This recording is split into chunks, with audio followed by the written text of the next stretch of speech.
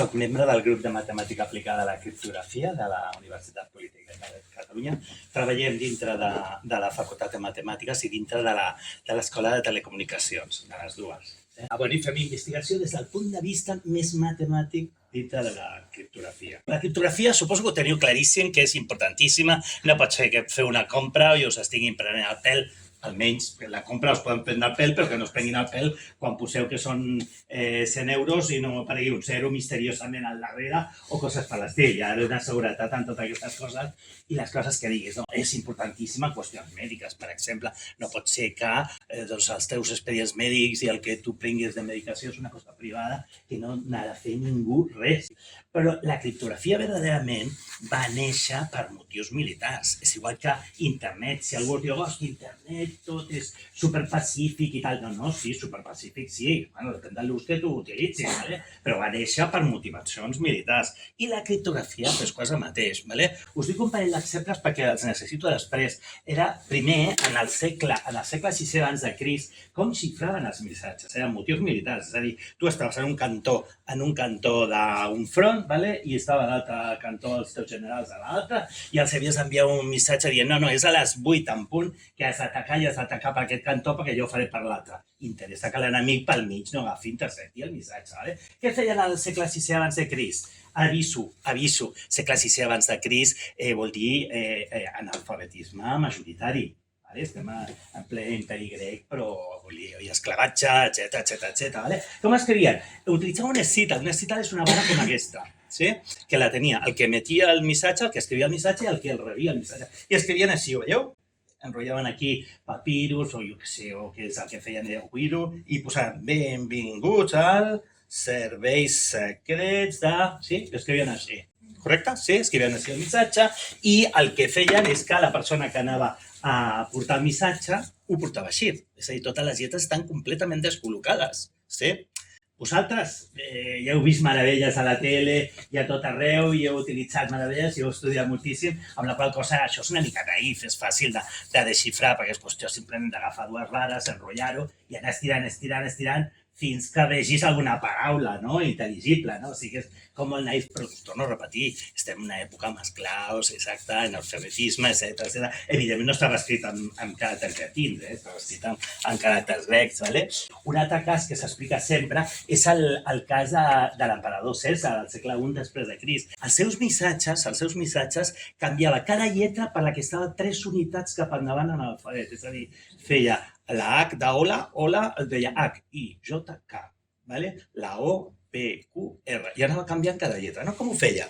No ho feia amb aquest artilugi tan xulo. Si el veieu amb lluïssor i tal, no és ni nuclear ni tal. Simplement és un alfabet i l'altre alfabet aquí girant. Llavors ho poseu així i canvieu el número de lletres, crac, cap aquí, i us permet anar xifrant i us permet anar desxifrant. Clar, la persona que escriu diu no, ho farem 3 unitats. El que ho rep ha de saber que són 3 unitats per fer 3 unitats cap enrere. S'entén? En els dos casos hi ha el que s'anomena la clau privada. La clau privada, per vosaltres és transparent, no la veieu. Està dintre dels vostres navegadors, dintre dels whatsapps i tal. I és una cosa que es diu transparent per vosaltres. Per sort. És transparent per nosaltres. Sí? Però llavors s'ha de posar d'acord. I és una cosa molt important, aquesta clau. Aquí la clau és quantes unitats, i en el cas de la cita d'Espartà era la pròpia cita, aquest Canuto. Curiosament, Juli Cèsar era una cosa raríssima. Està documentat històricament que sempre els seus missatges als generals eren 3 unitats cap endavant. Espera, xorrada.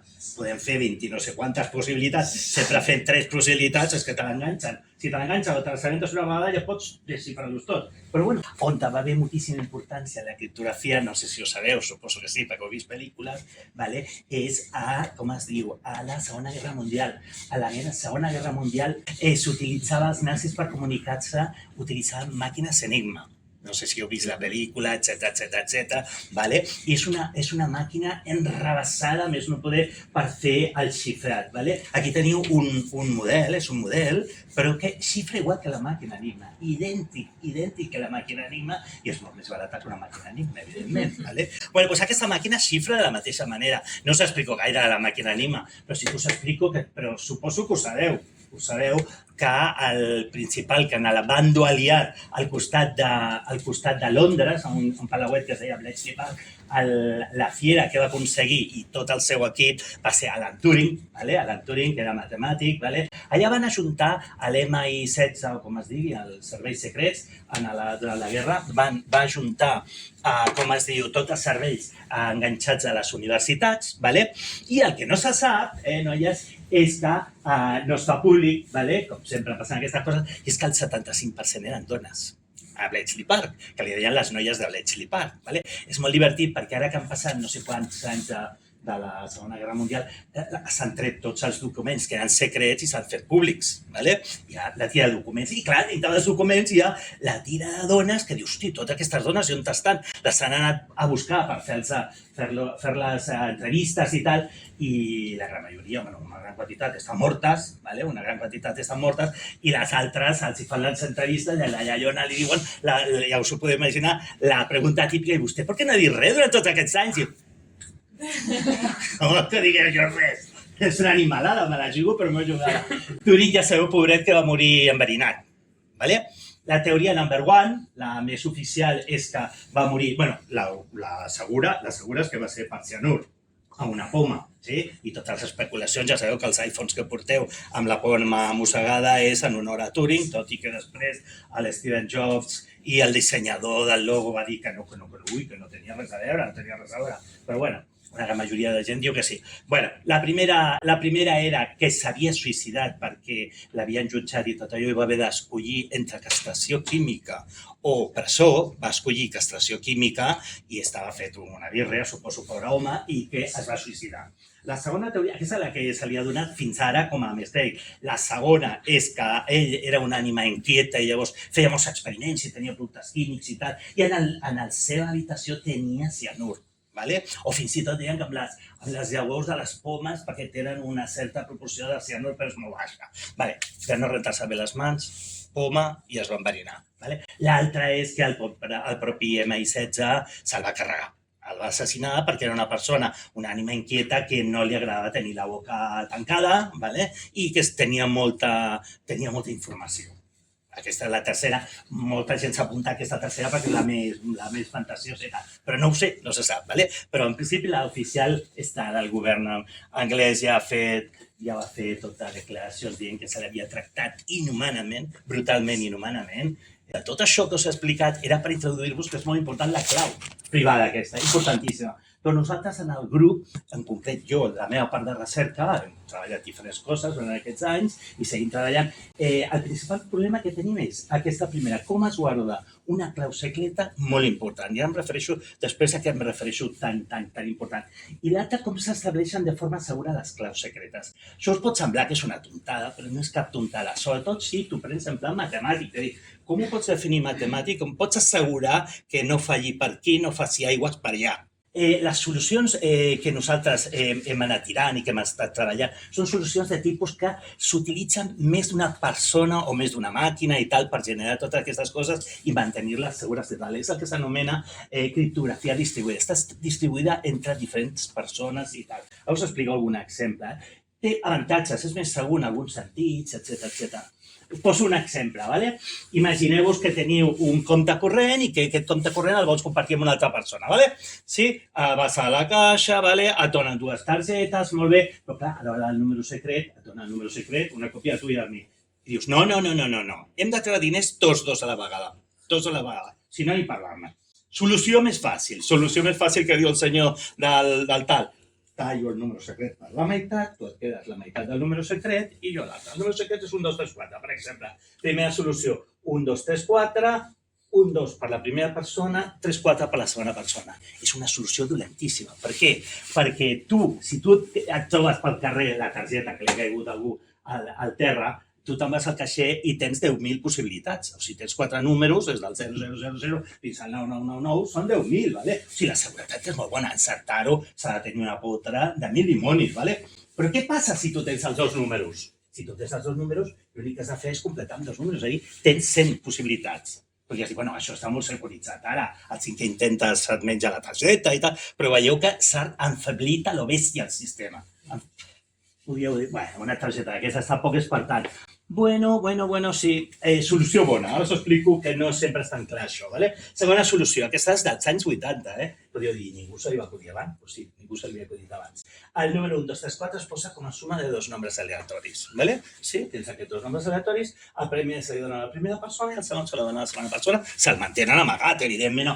Jo tinc el tal. No, perquè l'altre ja el veu i se'n va corrents a la cantonada, al caixer que té a la dreta, suma els dos números i treu els diners. M'explico? Vale?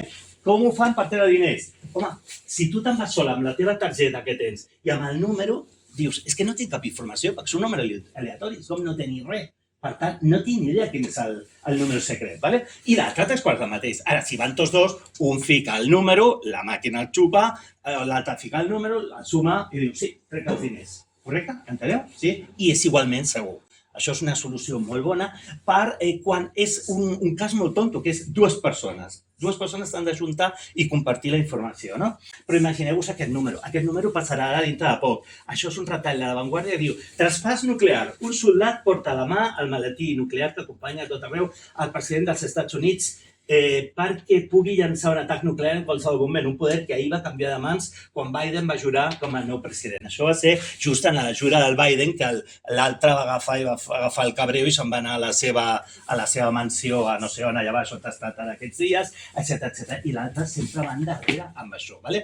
Hi va haver moltes preguntes al respecte de Biden, se li està anant l'olla, era el que es deia públicament, que se li està d'olla, ¿vale? Què passa amb les claus per activar l'armament nuclear? ¿Vale? No estem parlant de pel·lícules, estem parlant de coses sèries. I una de les coses importants és que no té per activar directament l'armament nuclear, sinó que té uns numerets que es fica, però també un tinent general i un no sé quantos ha d'activar-ho també amb els seus números secrets d'un i de l'altre. ¿Vale? Està jerarquitzat. O bé, si no hi ha aquests dos, són d'un rang inferior, però ja no es necessiten dos, es necessiten molt més. Correcte? Enteneu la complexitat? Vale? Això és el que li diuen l'estructura d'accés. Vale? Doncs la idea és com fer això matemàticament de forma que sigui segur? O sigui, si esteu pensant en solucions d'aquelles, no, en una habitació està el botó vermell, vale?